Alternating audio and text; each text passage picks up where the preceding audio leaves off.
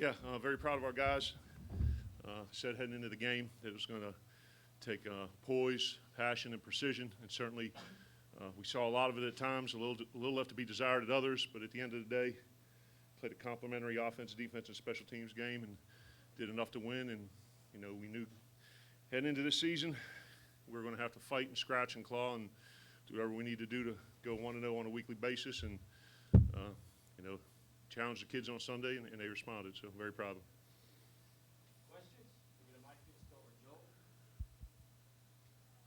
Joe, Joel. how big of a lift was it just to have the full complement of guys out there on the field today with Willie getting to start and Lee and all the guys that you missed in the first three games? Just how big was that mentally just to have those guys and be going all out today?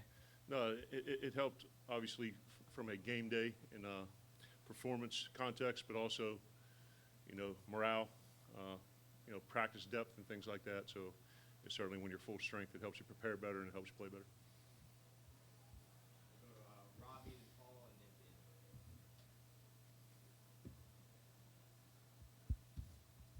then Joe, y'all talked about just, figuring things out defensively and just getting through each week. And maybe this defense might be a bend but not break defense. Those guys did that today. They gave up some yardage, but every time Kentucky seemed to threaten get inside the red zone, they got stops. Just how gutsy did you feel like those guys were to just get off the field? Yeah, I think you're seeing an elevated level of performance from the veteran guys who have played a lot and seeing incremental improvement from the younger guys, particularly our interior D-line and some of the guys on the back end. But I say you knew the defenses like last year don't come around like very often, and we knew it wasn't going to be that. But Coach Shoop and the defensive staff do a great job putting the kids in position to be successful, and they really bought into the fact that our culture and the little things and how we practiced during the week was going to give us an opportunity to be successful. So we just keep making small gains every week in all three phases.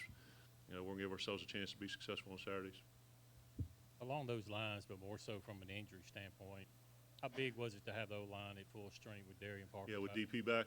Yeah, and even, like I said, Marcus does a great job rotating those guys and kind of dual training them at different positions.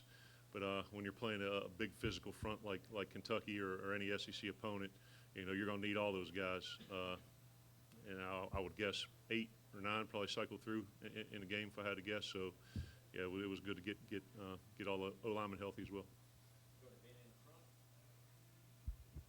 Coach, of those guys you get back, obviously Willie Gay, just the pick six and all that, but I know you only got about a quarter and a half from him, but how much does he add to that defense, and what can you say about his performance? Yeah, I think Willie's one of the top linebackers in the conference and in the country. I mean, he's big, he's fast, he's strong, he's athletic, he plays with great passion, sometimes misguided, but we'll get him going in the right direction. But like I said, Willie, local kid, decided to stay home, and he's having a great career, and played a great game today for the time he was in. You said misguided there. What was kind of going through your mind when, he did everything right on the field, and obviously he'd probably have a big second half if he was there, but then he gets tossed. Just kind of what's going through your mind at that moment? When he got kicked out? Yeah, I wouldn't. I didn't see the first one after the pick, kind of what happened there, but the ironic part of it is right before we left the sideline on the defensive huddle, I told him that we needed to keep our composure and not respond back to any chippiness or anything like that. And I kind of saw what happened, but unfortunately, it's always not the first guy. It's a guy, second man in that gets caught, and he was broke up about it. I'm not gonna lie. Willie. He's a kid who loves Mississippi State. He loves his football team. He loves the defense. But I told him there was nothing we could do to change it. You got to learn from it, and he did a good job kind of picking up the defense emotionally in the second half. I wish we had 100 Willies. Coach Garrett obviously made his first start at quarterback today. Just comment on his decision-making throughout and what you thought. 17 of 22 for 180 and ran for $125. So I'd say there's probably just the interception in the first half wasn't a bad decision. He threw it to the right guy. He just threw it high. I think there were a couple times probably in the red zone, and that was the we take that first drive down there and we come away with 3 or 7 there. It's a different game, and had Lee open and that thing got broke up, the kid made a good play. But from my history of coaching quarterbacks, something that we say in the red zone is avoid the sack, preserve the field goal. We didn't do that there, but you put a true freshman quarterback in that situation, the way he played, we'll fix some mistakes, but some of the other stuff you can't teach. And I was I said, this was 3 or 4 years of recruiting and relationships and belief coming to fruition. So I was, I don't know if there's many true freshman quarterback, around the country playing like that. How do you feel like Coach Shoup has been able to kind of mold this defense a little bit different than last year? Obviously, we had the 3 first-rounders, and he's had to scheme more blitzing and more exotic blitzes. How do you feel like he's kind of molded this defense kind of in his image? Yeah, something in all 3 phases we talk about. If you're planning to use something in the game plan, is it sound? Can we teach it? And can the players execute it? And it's not what we know; it's what they can execute. And him being a Yale guy, he's one of the smarter guys in the room. But I think part of being a effective coordinator or coach is understanding the strengths and weaknesses and the limitations of your players and kind of building the scheme around that. And I had the utmost confidence in Bob. I think he's one of the best defensive coordinators in the country, and we continue to grow on a weekly basis. So he and the staff have done a real nice job. How close were Tommy and Guidry to play in today, and how earlier in the week did you know that they wouldn't be able to go? We were holding out hope against hope. Guidry kind of came down to today, and we just felt we didn't want to do something to re-aggravate it heading down the line. And Tommy worked and progressed, and rehabbed. It wasn't. They were both end of the week kind of things. Nothing super early, but kind of had a feel on Tommy early. Excuse me. And Stephen was more of a today or yesterday deal. Coach, looking at that last drive, I know that's what you want to see out of your offensive line, just able to put the game away and to be able to do it on the ground. What did you see there from that? Yeah, we come off the sideline there and knew it was going to be a 4-minute drill, and challenged them. We said, hey, we're going to put it on your back here, and we're going to need to move some people off the ball and run with some physicality behind our pads. And Garrett drained that 3rd down run there on the power sucker play, and went with the power lead to get down to the goal line, and I think Colin scored his 3rd touchdown. So anytime you have a big physical offensive line and the tight ends are blocking, and you can use the quarterback as a number in the run game, things like that happen. But more than anything, not to go on a tangent, we were leading the opposition in every quarter from a scoring standpoint except the 4th heading into this game, and that was also a point of emphasis this week, that we needed to be able to finish. And the defense got the stops we needed to, and the offense kind of put the proverbial. We were able to finish it off. Tom in the back.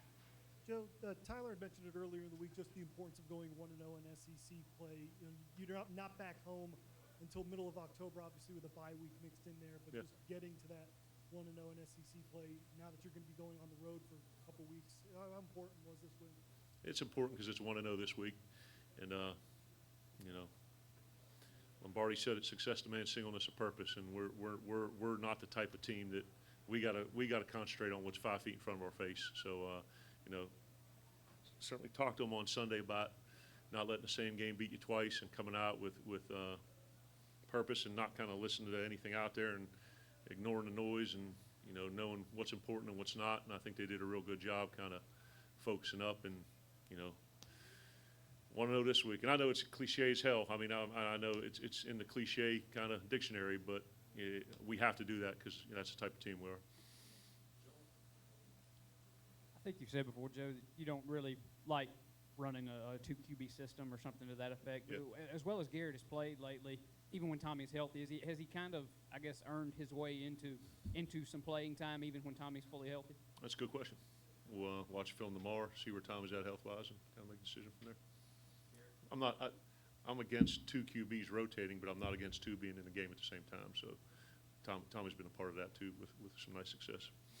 Joe, with the running back depth the way it is right now, how critical is it that Kylan keeps having the ability to Yeah, we're gonna put him in a hyperbaric chain or whatever that's called, and like break in case of emergency. But yeah, I mean Lee went down, and I don't think that's too bad. But I mean, and also it's a credit to Malik Deer, a guy that was I believe the player of the year coming out, and kind of was recruited as a receiver, running back hybrid, and hurt his knee and has really battled back. And he's an incredibly selfless kid. He's got a master's degree. He's working on his 2nd, and for him to be able to switch from receiver to running back on a daily basis and go in and produce, I was happy he was able to get some touches today and play, because Malik's a great kid. So we got to get Nick back. We got to get Lee healthy, and Malik's got to continue doing what he's doing. And obviously, I think it was Colin's 4th straight. Was he over 100 again?